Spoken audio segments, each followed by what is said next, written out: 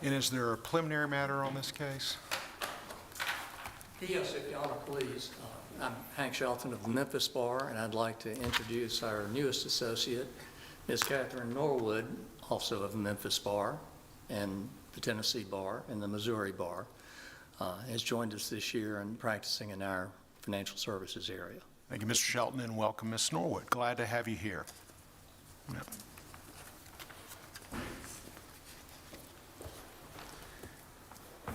All right, we'll hear from the appellant.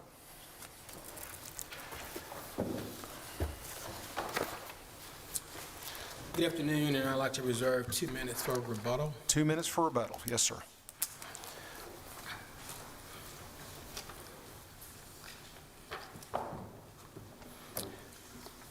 The appeal before you in this case is very narrow. In this particular matter, I'm Robert Spence from the Memphis Shelby County Bar, and I represent the appellant, Gateway EP. Gateway EP. The issue is a matter of statutory interpretation, and it is whether after a limited partner's secured debt has been paid in full and satisfied, Tennessee allows that same partner to block payment of an undisputed debt to a general creditor during windup. The appellant argues today that the statutes that are applicable to this issue clearly say no. Clearly say no. The matter before you is not a lien priority case.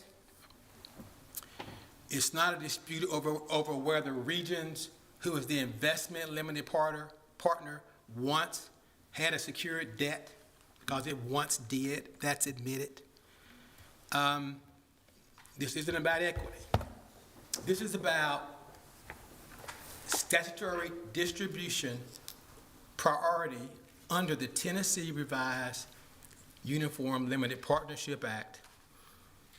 After secured debt was paid in full during the windup of the partnership, when there are insufficient assets to pay all of the claims. Insufficient assets remain to pay all of the claims. Just brief factually, this Eden Pointe LP was a limited partnership, and the general partner was Gateway EP, and Regions was the investment limited partner. For the purposes of our discussion today, those are the parties. That partnership was formed to rehabilitate low-income housing. And after that partnership was formed, Regions asserted a default under the financial documents. Regions brought a claim in arbitration against not the partnership, but against the guarantors who guaranteed the debt of the partnership, Terry McNellis and Gateway Housing Foundation, and arbitrated that claim to conclusion. Regions' debt that it arbitrated was secured by deed of trust that it filed when it loaned the money to rehabilitate and construct the apartment complex in Memphis.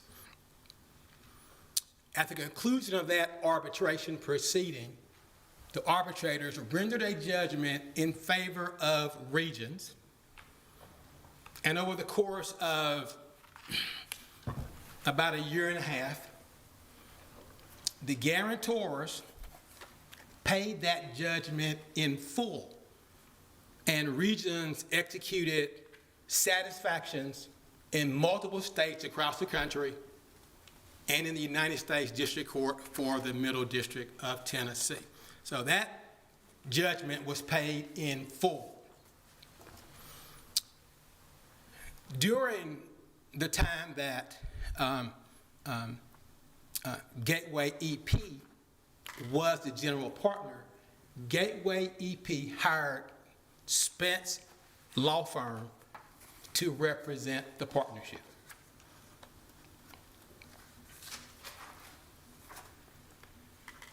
After Regions filed an action in Nashville to wind up the partnership, that court appointed a new receiver for the property, and that receiver terminated the legal services of Spence Law Firm, and that receiver hired his own law firm to be the attorneys for the partnership. And the Spence Law Firm then was a creditor in that other receivership, is that correct? It was a creditor, but hadn't made a claim. Had not made a claim. Okay. Hadn't made a claim. There was no reason to. It represented the partnership, and it was just working on matters as they were assigned by the partnership. Well, has there been a claims process that has worked itself out in the receivership of the partnership in Nashville? No, because the chancellor in Memphis, in his order of January 29, 25, I believe, adjudicated that issue. And that is where this appeal comes from. Because after Spence Law Firm was terminated, undisputed, it was $256,000. Regions objected to using any of the remaining funds, about $425,000, to pay that bill. Regions took the position that it should get those funds as a result of an outcome of a second arbitration that it engaged in, where it got an award against Pointe LP, against the partnership.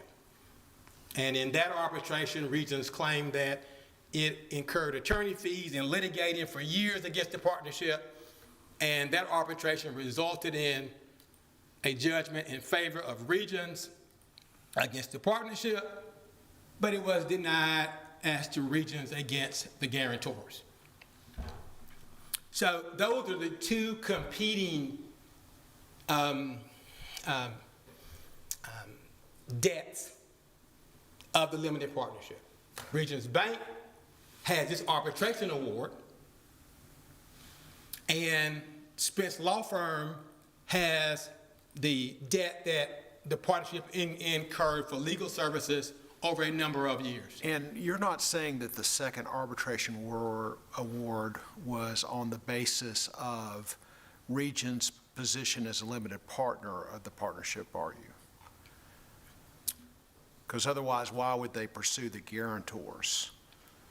Well, I think Regions brought that arbitration based upon what it believed its legal rights were under the limited partnership agreement, which is it brought a claim against the guarantors. So is the arbitration award, is that in the record, the second arbitration award? It is. Both arbitrations awards are in the record, and that's the reason why we have so many boxes here. A lot of the materials in those boxes have to deal with these two arbitrations that I submit to you are not really important to your decision. Yeah, the relief that you were requesting on behalf of the general partner of the partnership, the limited partnership, was that solely distribution of the funds that the court was holding, the clerk and master was holding, or did you ask for some additional relief like, hey, determine priorities of claims here, determine priorities of security interest, liquidate my claim? Any other relief other than just asking for relief for the funds? The relief related to the use of those funds to pay this partnership debt, and in discussing that issue, we discussed the priority of claims. Yeah. I mean, the reason why I'm asking about that is it seems sort of odd that the chancellor administering the receivership over the property would really even have reason to make any sort of judgment on claim priority or the extent of security interest. That seems to me to be a matter for the receivership of the partnership. Well, the funds were held by the clerk and master in Shelby County. And that's from the liquidation of the Right. partnership. Under the receivership that is still in Shelby County. Okay, so the order that authorized the sale of the apartment complex, what specifically did it say with respect to encumbrances on the property? How was that to attach to the proceeds? Did it actually specify that Regions was in first position, or did it say something like, to the extent that there are valid security interest in the property, they attach to proceeds? How was that phrased? Regions wasn't an issue in the first payment of debts after the property was sold. Regions had been paid in arbitration. So what was before the court at that time were the normal and customary debts that a business would have. Have we paid the light bill? Have we paid the plumber? Have we paid all of the debts that the partnership accumulated in running the apartment complex? So those were the debts that were paid, and after all those debts were paid, roughly $600,000 remained. Subsequent to the payment of those debts, the action was filed in Nashville. A new receiver was appointed. The new receiver terminated Spence Law Firm. Spence Law Firm, the partnership owed Spence Law Firm a debt. And then Gateway EP filed a motion. Since you terminated the law firm that has represented us since 2014, we want the court to use some of the funds being held by the clerk and master to pay that obligation. And that's when the dispute arose as to the priority of claims. Regions took the position that it had priority over the debt of Spence Law Firm, which was a general creditor.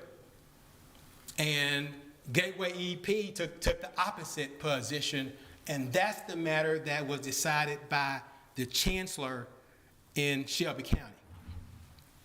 With respect to that matter, I point to the court 2 statutes and a case that I think resolves this issue pretty clearly.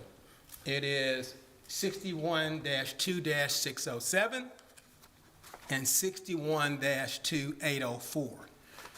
And when these statutes are read, and both of these statutes are under the Tennessee Uniform Limited Partnership Act, and once these statutes are read together, what they make clear is that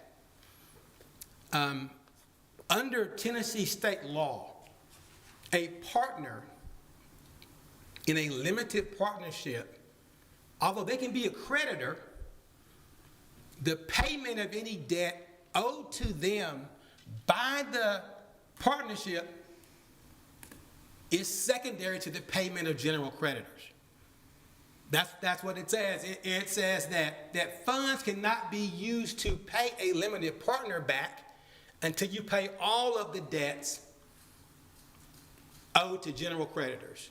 And in this case... But the revised Uniform Limited Partnership Act does recognize that a limited partner can also be a creditor.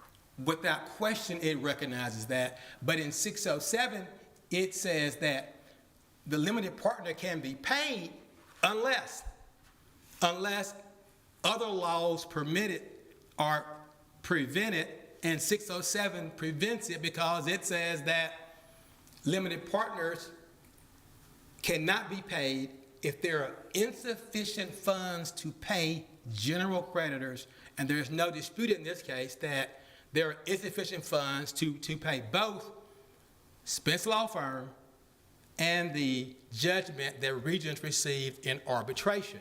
All right. Thank you, Mr. Spence. Thank you Your very time much. is up. We'll Yeah. hear from you again on rebuttal. It is. Thank you. Thank you.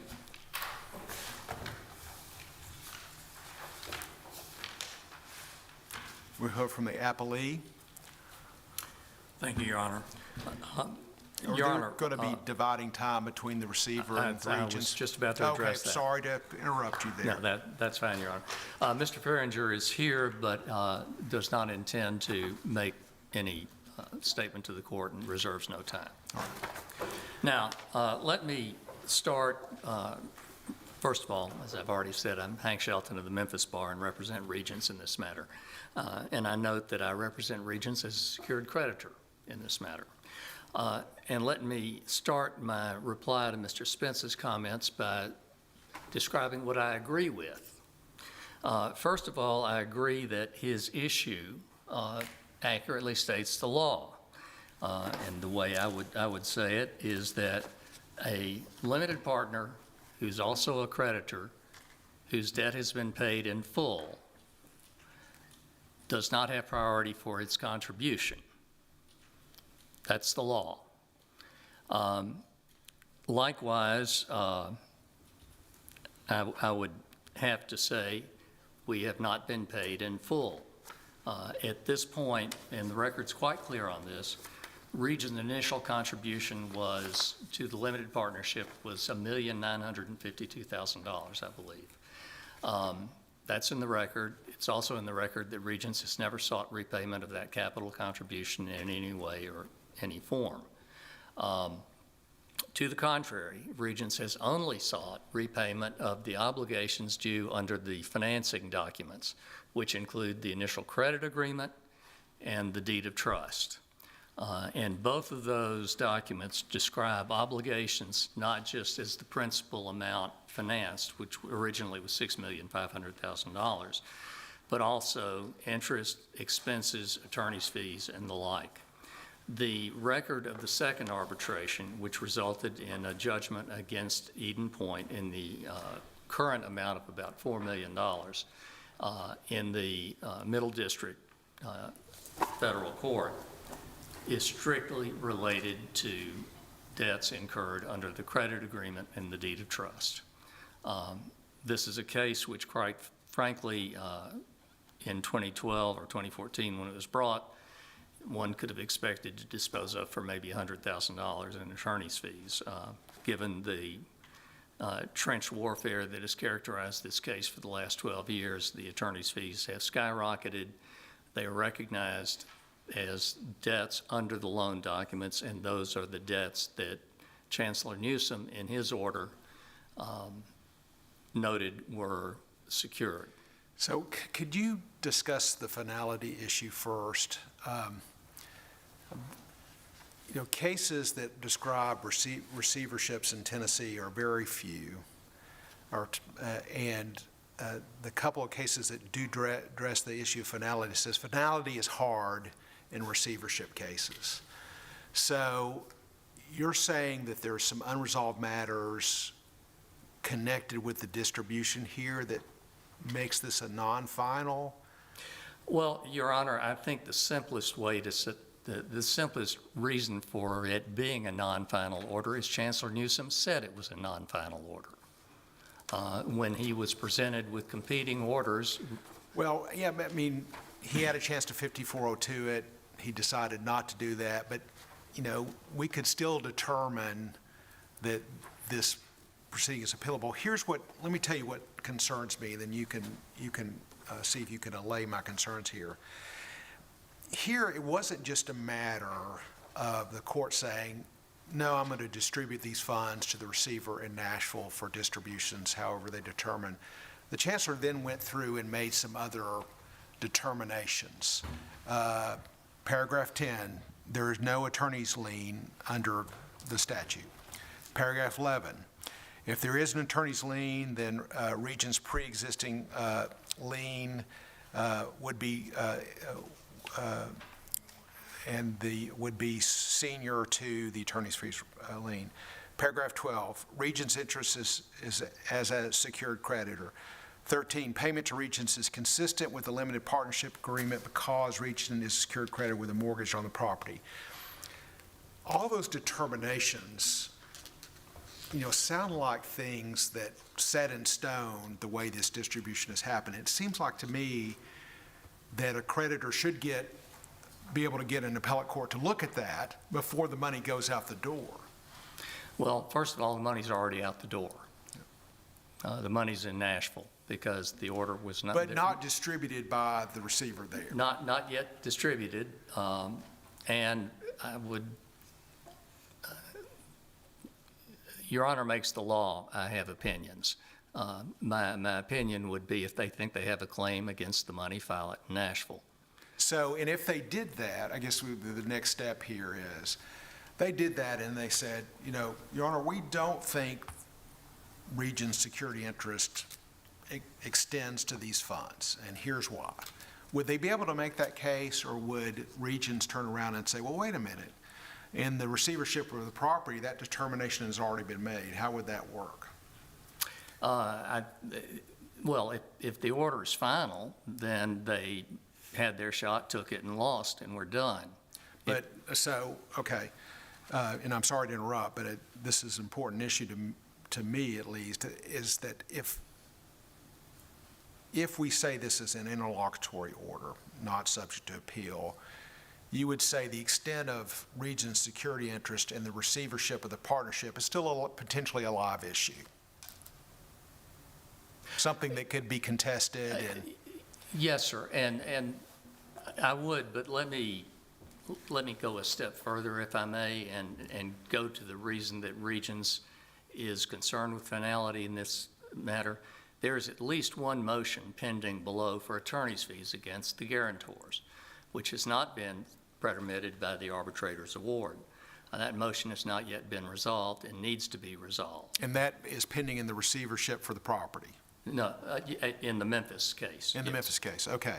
And that one needs to be resolved. And how does that determination work with the funds that were released to the receiver here? I mean, how would that affect? Essentially has nothing to do with it, Your Honor. Okay. It would be basically a new action against the guarantors. I see.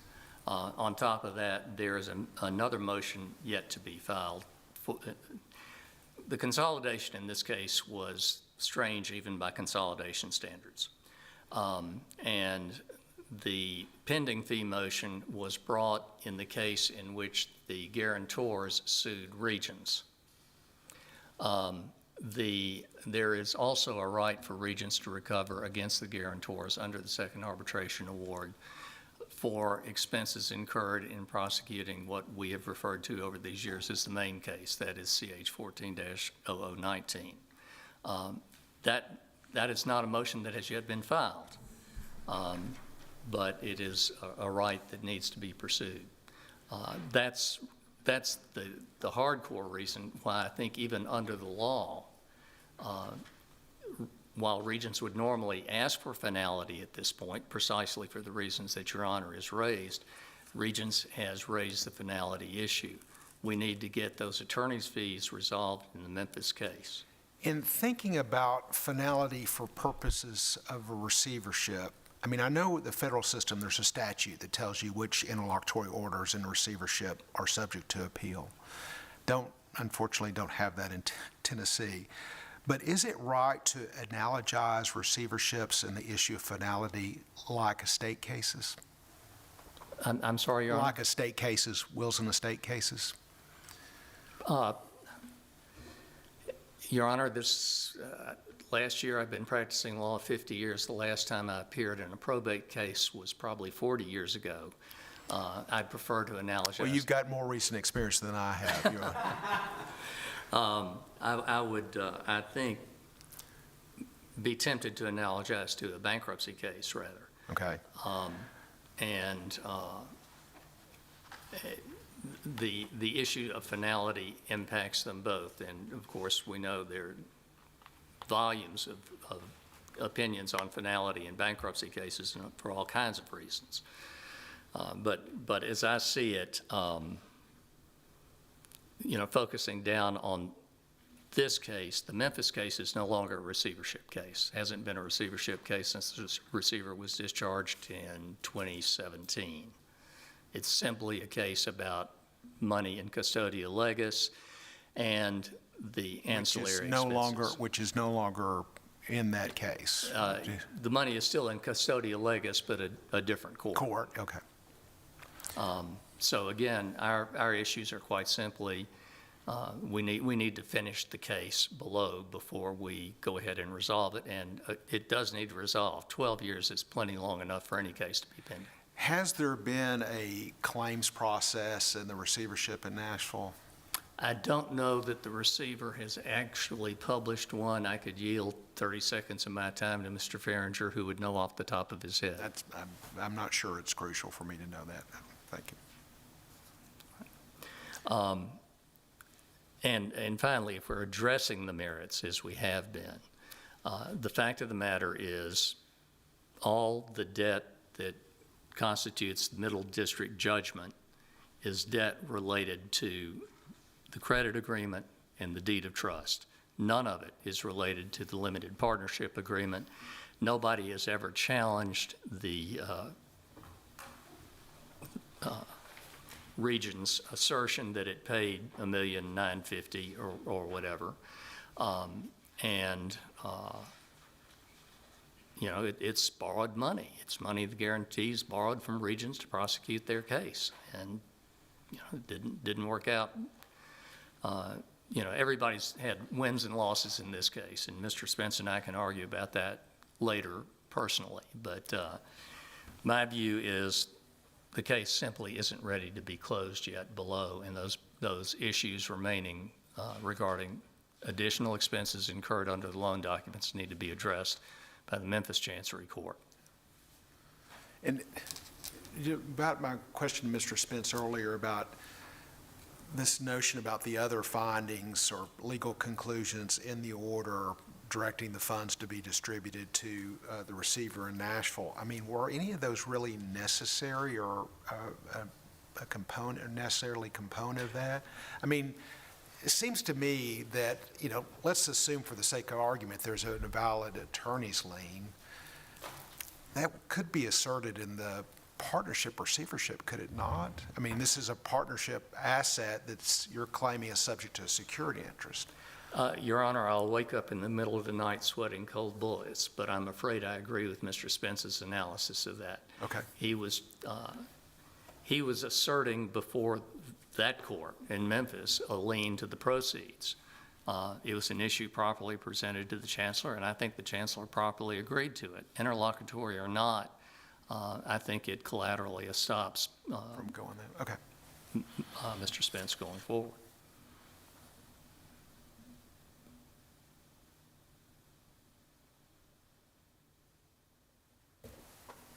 So let me very, very briefly summarize my argument. The argument is the case is not final. It needs not to be final in order to resolve pending issues before the court below.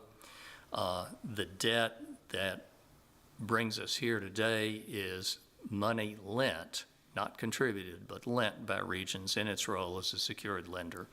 The record bears that out. The record also confirms that Regions as limited partner made an investment, lost its investment, never sought to recover the investment. So those are the issues, I understand, that the appellant has raised, and I think the chancellor correctly decided all of them.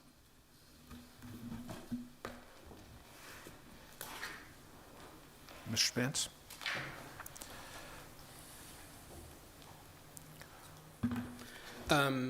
First,